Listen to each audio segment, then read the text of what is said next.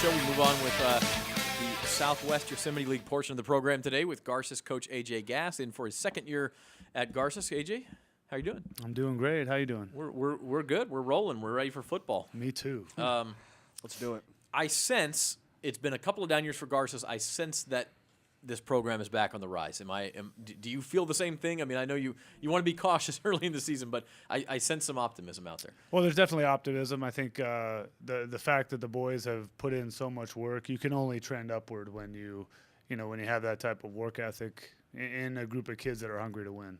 You talked last year a lot about establishing a culture out there the way you wanted it established. Has that been done now as you enter year two? It's getting there. I mean, I think that some habits are hard to break, and it's new to kids realizing that they have to train year-round and be committed all in if they want to be successful. So, you have 70% of the kids that get what we're trying to do, and then the other 30 are still learning. But you're also talking about them training year-round, but you're a coach at a private school where you could say, no, you're only going to play football, but you push these kids to other sports.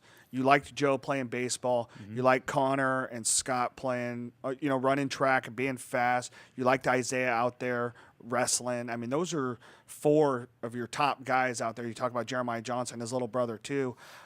Guys that are out there playing multiple sports, and it helps them. And that's the big thing. We lose sight of these multi-sport athletes. But for you as a head coach of football, you love that, don't you? Well, I do. I think there's a lot of skills that they develop in other sports. I think it's healthy for them to not hear my voice day in and day out. But again, if you're going to be successful in any sport, you have to train. You have to train. There's no getting around that. And, there's whatever sport you're playing, the bigger, stronger, faster you are, the better you're going to be. You bring up a good point with not having to hear the same voice year-round. I'm going to hire a winter sports prep writer and a spring sports prep writer. Dude, I left you for 12 days. I know, it was glorious. 12 days. Hey, quarterback situation. You had Connor Bruce and Joseph Tobias playing there last year. Mm-hmm. How does that situation, how has that worked itself out? Connor is the guy this year, right? Well, Connor's the guy. I think Connor's been with us, through the entire offseason, other than his long track season, which was good. Yeah, it's excellent. But again, he's the guy that's been working on stuff year round for us. Joe's a baseball guy, and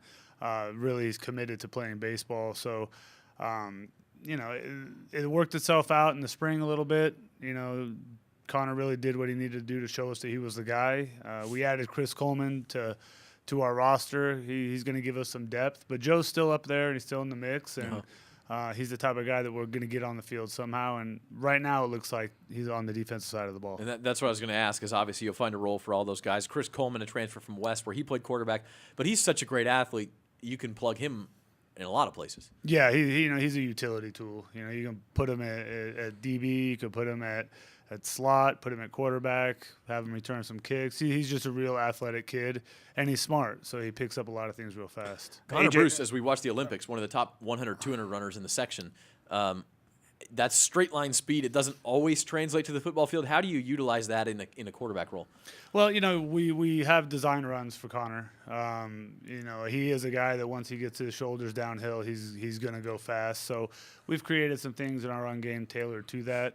Worst case scenario, we did what we did with him last year, put him at slot, throw him the ball, and let him take off. So he's a tool for sure. Yeah, and the thing about Connor is when you've seen him on the track and in football, he's got football speed and he's got track speed. I mean, he's so shifty on the football field. I don't think you have any worry about him.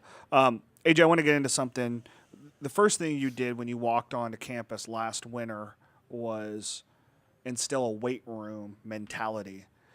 You've got some big guys on the O-line, something that's been missing the last 2 years at Carces. Talk about those guys on both sides of the ball and what they can bring to you, because obviously we talk about your skill guys all day long, but how much of those guys in the trench is really going to solidify how good the Rams could be this year?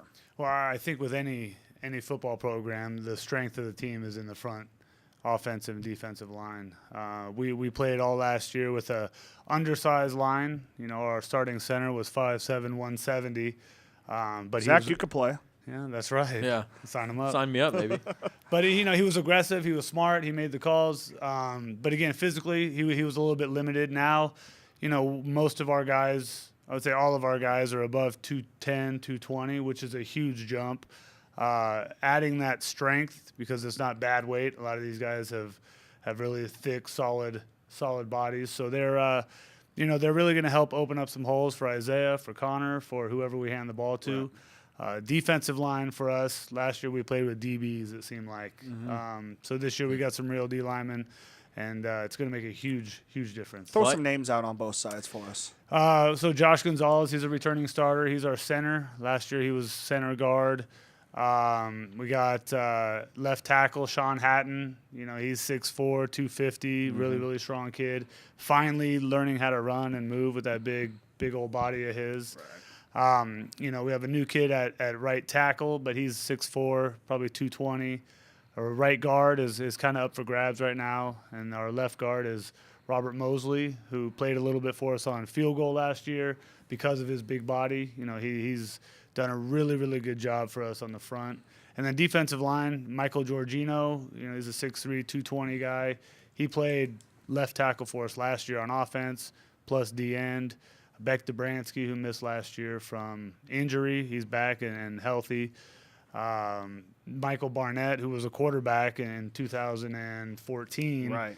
He's 6'5", 210, 215, and he's really long. He's a good edge rusher for you, too. Yeah, he creates some havoc. That strength on the line, so crucial, and you mentioned kind of missing it last year because at the skill positions you have, more than enough mouths to feed out there. Absolutely.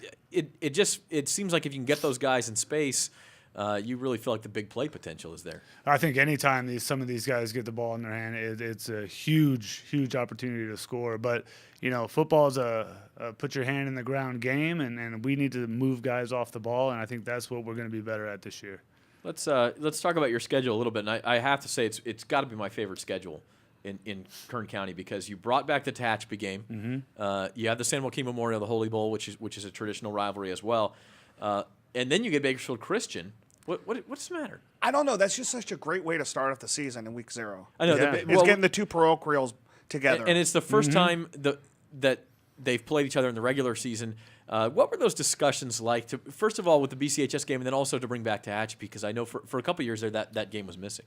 Yeah, I think I'm a big rivalry guy, and as much as you can develop crosstown rivals, down the street rivalry games, it's gonna make your season more exciting. And I think that knowing who they have over there on the coaching staff, a guy that I played with in David Carr, I know they're going to be well coached. I know they're going to be excited, and I know they're going to bring a lot to the table. And they're very similar to how we are as far as guys. They got smaller rosters, but some pretty good skills. And I think if we can start off every year with that crosstown rivalry, it really sets the tempo for the whole football season. And boy, it just doesn't make sense not to play that game. And I feel the same way about Tehachapi. It's just such a great rivalry. Yeah, and to me, I didn't know anything about the rivalry. It was told to me by some coaches that we've had. Players were talking about it, and I understand the reasons why it fell off the schedule, and I think it's very healthy to put it back on the schedule, and I think it's going to benefit both schools. And then you go to Edison on September the 30th, and you'll find out how fast your guys really are when you play Edison because those guys have football speed. They are. They had a real down year last year, but you can't count a team out like Edison. They got a lot of skill guys. I think we're going to match up well, and like always, it's going to come down to the line.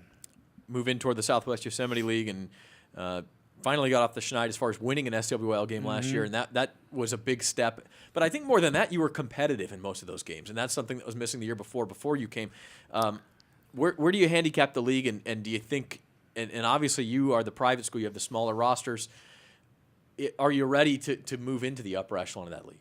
I think we are, and again, I think a lot of it has to do with how you train and how you train, for specific parts of the year. And right now we're building endurance. We're going to be strong come league, and I think that seeing what we did last year with a group of guys that really never did anything in the weight room is going to be a testament to how well we do this year. So that's what's going on up on the hill at Carces. Give us a couple of guys, and we know about Isaiah Martin and how good he has been. My gosh, he's a third-year starter and he's a junior. Yeah. So we know how good he is. In fact, before we get to my question, let's talk about Isaiah just for a minute. Is he ready for kind of a breakthrough? I mean, you look at his stats, and we talked about sort of the issues he had on the line last year. He still averaged 5 yards per carry against some pretty darn good defenses. I mean, the guy is really talented. Yeah, he's a strong kid. He's a downhill runner. He adds a little bit of force to our offensive attack. Most of the other guys are, they're scat guys. They like to get out in space, where I think Isaiah just dips his shoulder and earns every yard. So for us, that's going to be big to have, two things that complement one another. Mm-hmm. Cam Roberson has taken a lot of reps at running back as well, and he's a total different style. He's the guy Thunder that, and lightning. yeah. So it gives us a little bit of variety and options to attack teams with. And my question was, who's a guy maybe we haven't heard of? And we talk about how many mouths you have to feed out there anyway, with a Coleman and a Bruce and a Martin and all the other guys you've mentioned.